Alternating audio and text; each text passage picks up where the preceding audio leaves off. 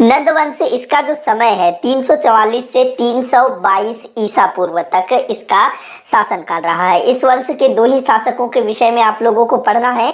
शुरू करते हैं। सबसे पहला शासक था महापद्मनंद। महापद्मनंद इसने जो है नंद वंश की स्थापना की। इसको शूद्र माना जाता है, इसे शूद्र माना गया है। मतलब कि जो नंद शासक है इनको शूद्र माना गया है। इससे पहले के जो शासक थे मगध के, चाहे वो शिशुनाग वाले हों या फिर हर्यक वंश वाले हों, वो लोग क्षत्रिय थे। तो ये जो है महापद्मनंद और इसके उत्तराधिकारी ये शूद्र थे। तो ध्यान रखना, काफी इन लोगों की आलोचना होती है। इसकी उपाधि, महापद्मनंद की उपाधि एक राट इसकी उपाधि मिलती है। भार्गव, पृथ्वी का राजा, उसके बाद है अनुलंघित शासक, अनुलंघित शासक, सर्व क्षत्रिय हंता, ये सब जो है इसकी उपाधि मिलती है। इसने ना क्षत्रियों का नाश किया था, ऐसा कहा जाता है। जैसा कि इसको बोला गया है कि ये शूद्र है, तो इसने जो है क्षत्रियों का दमन किया था, इसीलिए सर्व क्षत्रिय हंता इसकी उपाधि।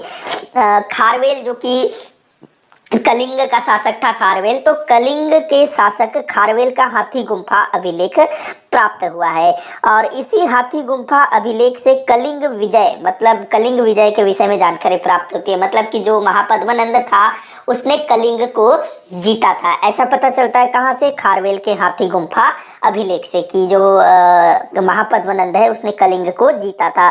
कलिंग से नंदराज जिनसेन की प्रतिमा उठा लाया था। कलिंग में नहर का भी निर्माण करवाया था।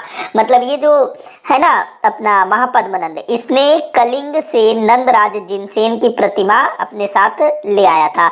इसके अलावा इसने कलिंग में एक नहर का भी निर्माण करवाया था। तो ये चीजें आप लोग ध्यान में रखिएगा। इसके बाद बात करते हैं हम लोग घनानंद की। घनानंद जो कि इस वंश का अंतिम शासक था, इसको अग्रमीज और जैंद्रमीज भी कहा जाता है यूनानियों के द्वारा। अग्रमीज और जैंद्रमीज, ध्यान रखेंगे। सिकंदर का आक्रमण होता है घनानंद के समय में 326 ईसा पूर्व में, लेकिन इसके ऊपर आक्रमण नहीं हुआ था, भारत में आक्रमण हुआ था। राजा पोरस के साथ सिकंदर की लड़ाई होती है, जिसमें राजा पोरस ने सिकंदर का वीरतापूर्वक सामना किया और अंततः राजा पोरस की हार होती है और सिकंदर जीत जाता है और राजा पोरस को उसका राज्य लौटा देता है। क्योंकि जो राजा पोरस था उसने अदम्य साहस का परिचय दिया था, जिससे सिकंदर बड़ा प्रभावित हो जाता है। तो और बाद में सिकंदर जो है आगे बढ़ते हुए वो मगध पर भी आक्रमण करना चाहता था, लेकिन उसकी जो सेना है वो आगे बढ़ने से मना कर देती है और व्यास नदी से ही ये लोग वापस लौट जाते हैं। अच्छा, इसकी जो सेना थी ना, सर्वाधिक विशाल सेना थी। मगध साम्राज्य में सबसे बड़ी सेना इसी के पास थी, घनानंद के पास। घनानंद जो है बड़ा ही क्रूर शासक था, अत्याचारी शासक था।